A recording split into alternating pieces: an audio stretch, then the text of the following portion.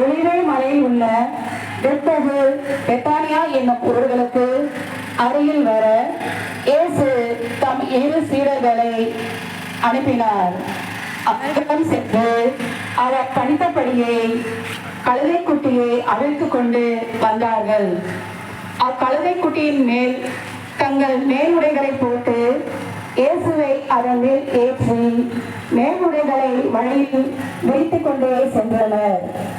வேறு சிலர் மரங்களில் இருந்து கிளைகளை வெட்டி வழியில் நிரப்பினர். திரண்டிருந்த சீடர்கள் தாங்கள் கண்ட எல்லா நல்ல செயல்களுக்காக உரத்த குரலில் மகிழ்ச்சியோடு தாவீதின் மகனுக்கு ஓசானா, ஆண்டவர் பெயரால் வருகிறவர் போற்றப் பெறுக, உன்னதத்தில் ஓசன்னா என்று சொல்லி ஆர்ப்பரித்தனர். இவ்வாறு மக்களும் இயேசுவும் எருசலேம் நகருக்குள் செல்ல நகர் முழுவதும் பரபரப்பாயிற்று. இயேசுவை குறித்து இவர் யார் என எல்லாரும் கேள்வி கேட்கலாயினர். இயேசுவின் வல்ல செயல்களை உணர்ந்தவர்களாய் கைகளில் பிடித்துள்ள குறிக்கோளைகளை